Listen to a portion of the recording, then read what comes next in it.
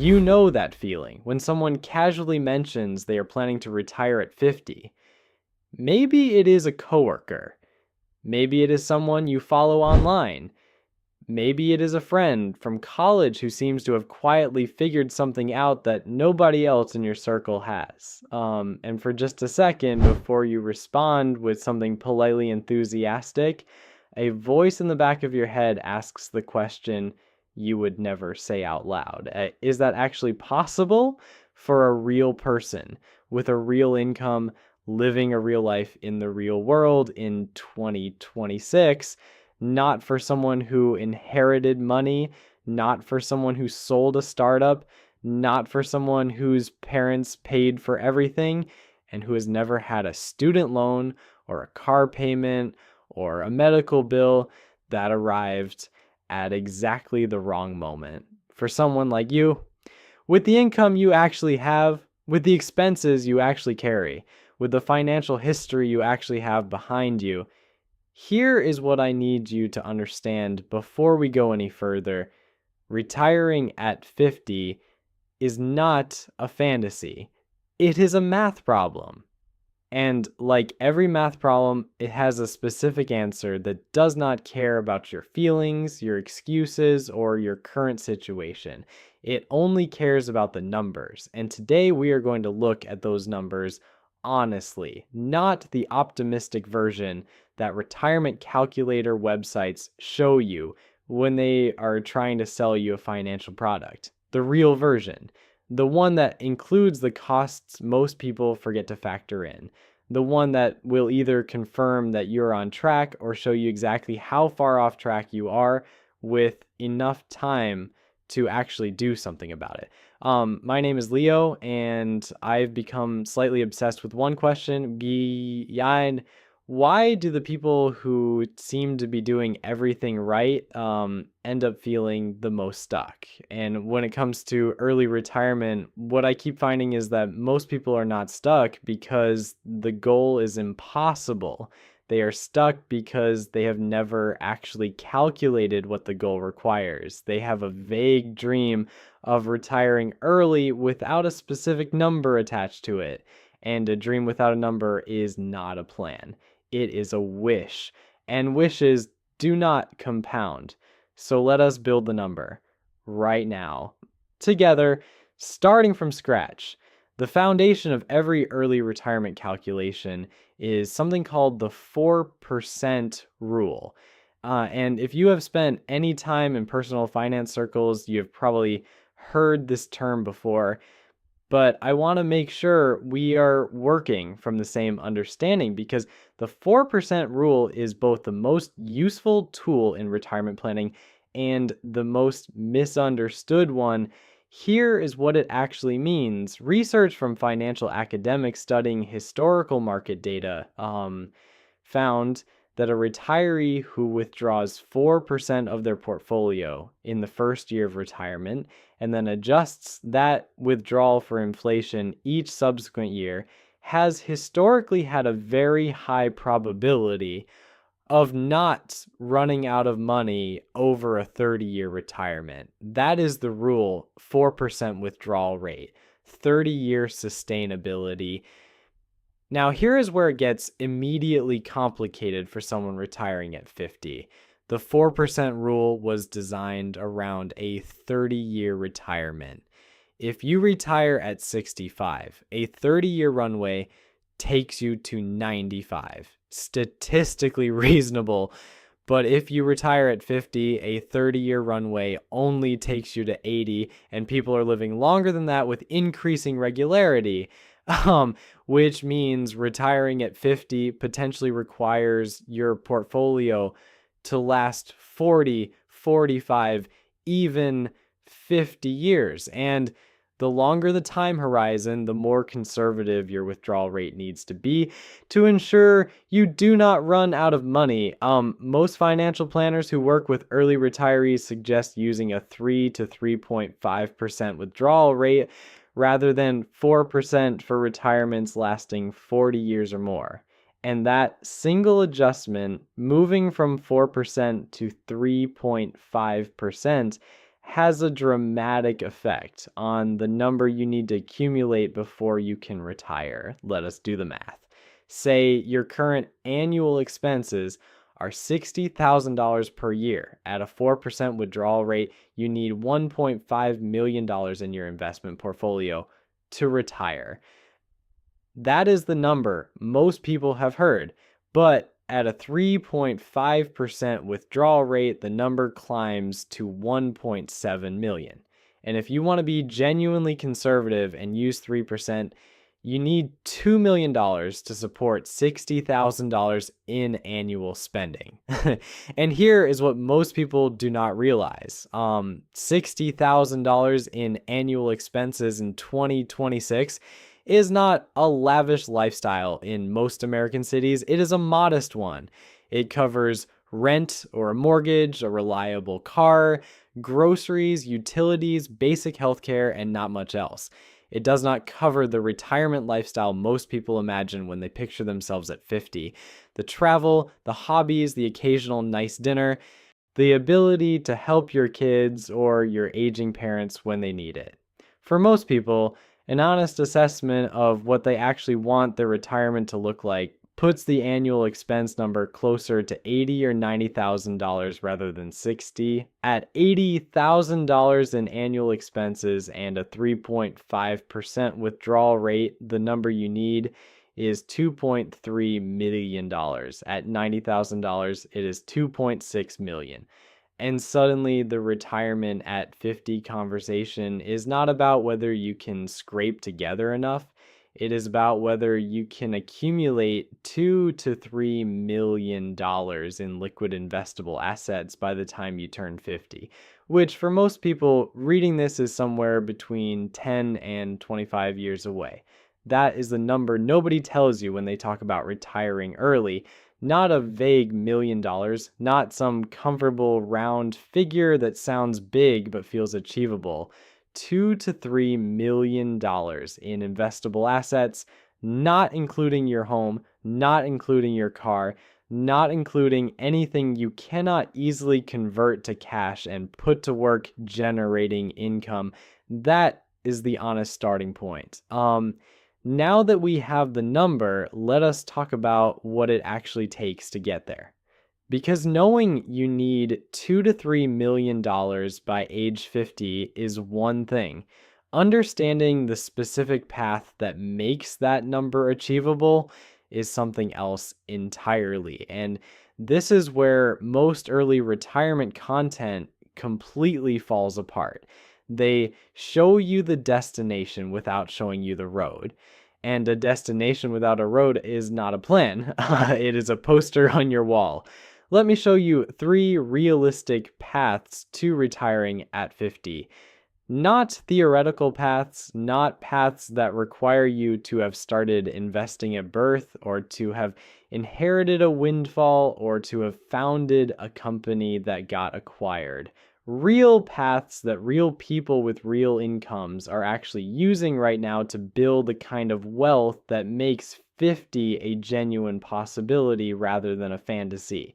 The first path is the high income aggressive saver. This is the person who earns between $100,000 and $200,000 per year and has made a conscious decision to live on significantly less than they earn. Not a little less, significantly less. We are talking about a savings rate of 40 to 50% of their take-home income.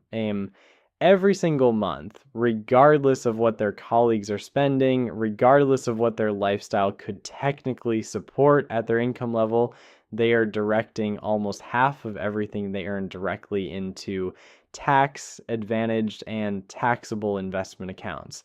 At a 50% savings rate on a $150,000 income, this person is investing roughly $50,000 to $60,000 per year.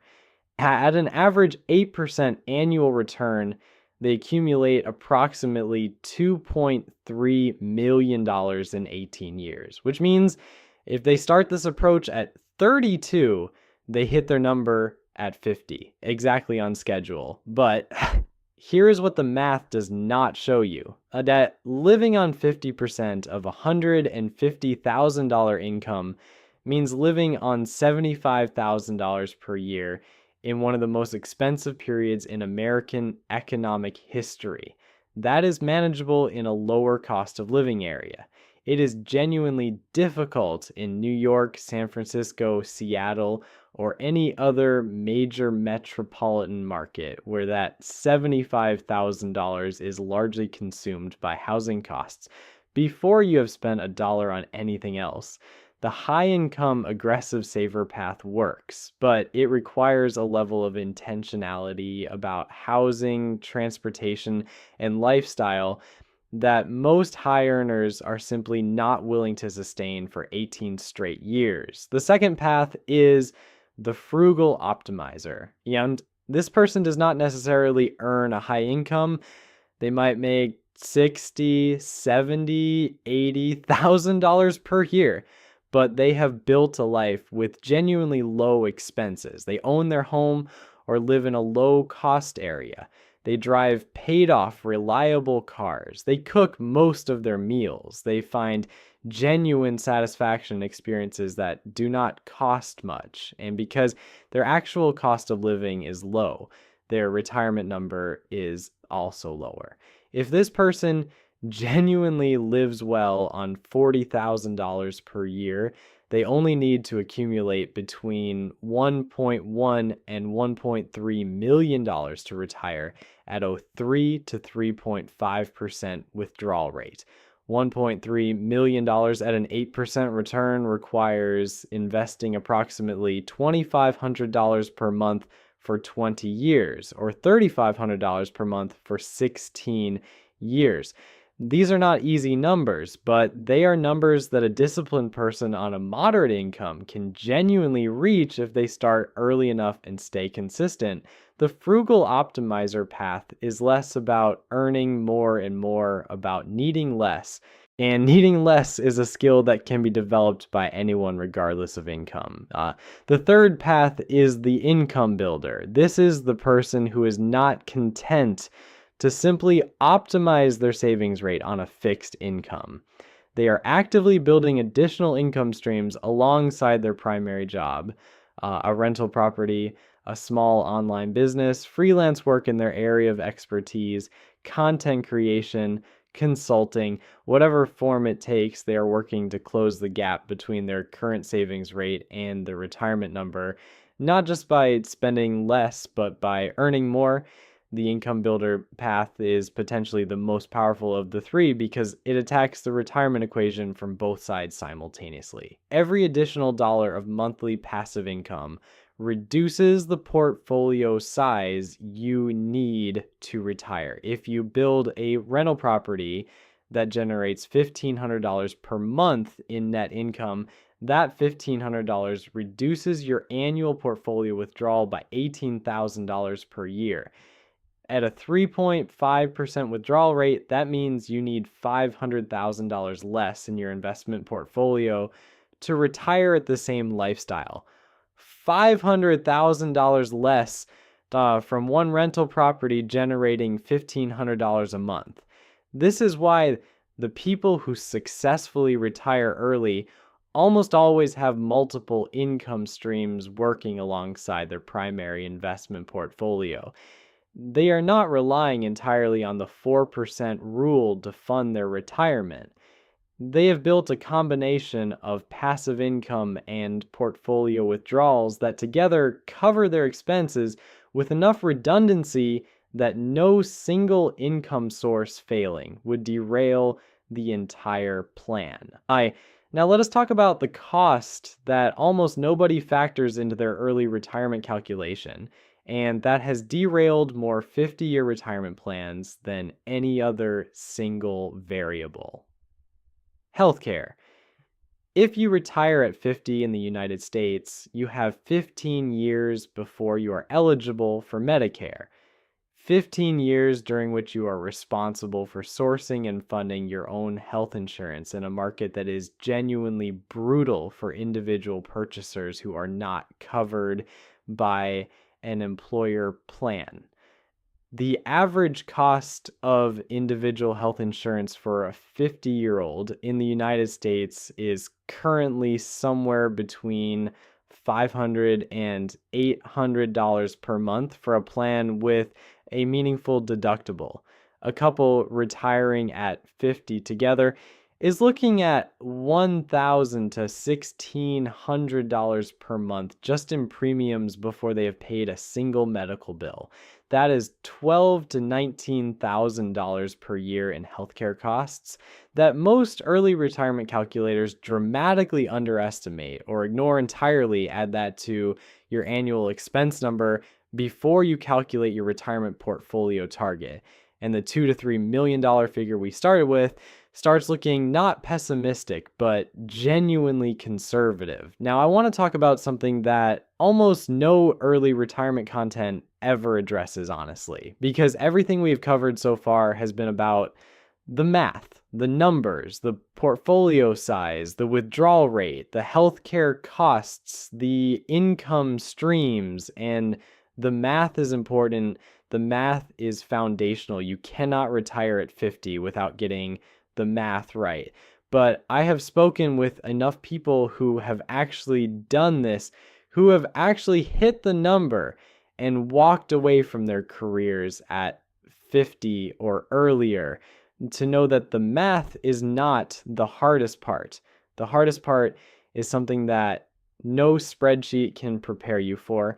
It is the identity question.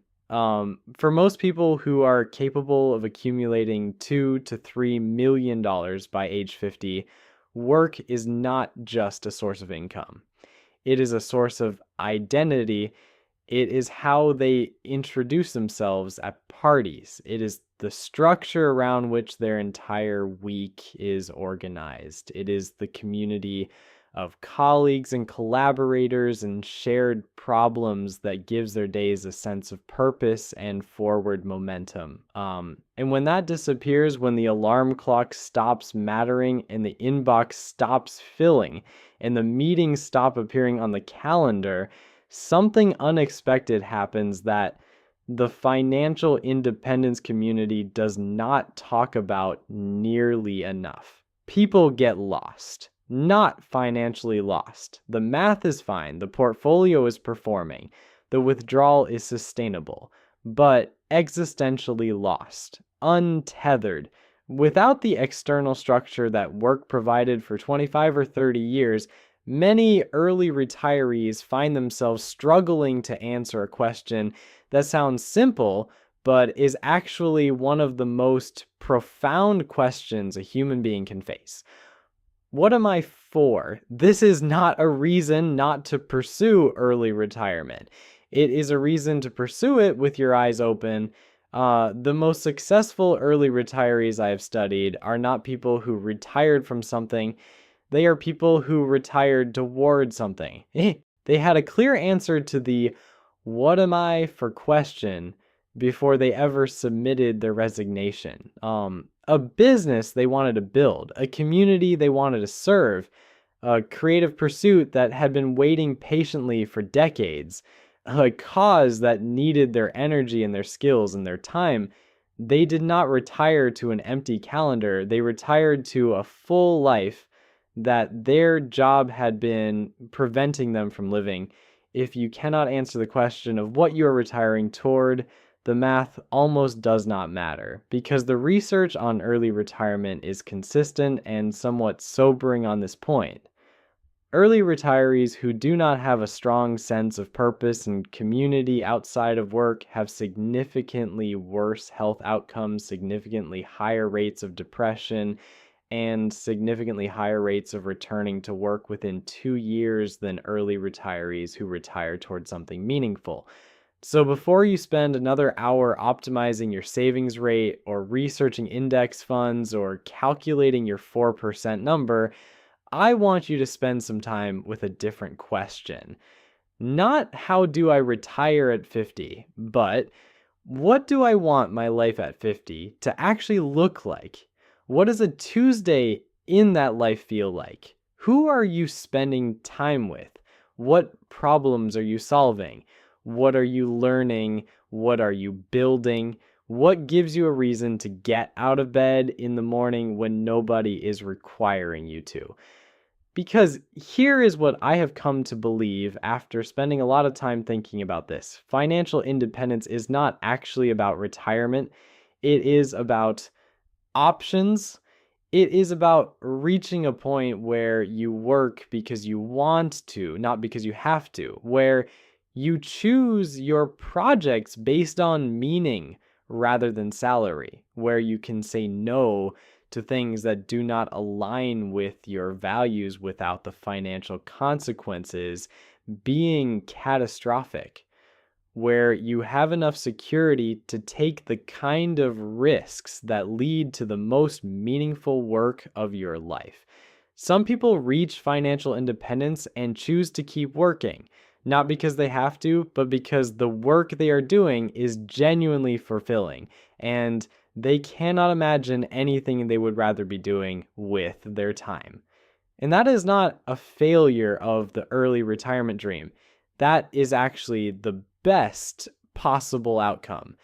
Because the goal was never really to stop working. The goal was to reach the point where work is a choice rather than a requirement. This reframe changes everything about how you pursue the number.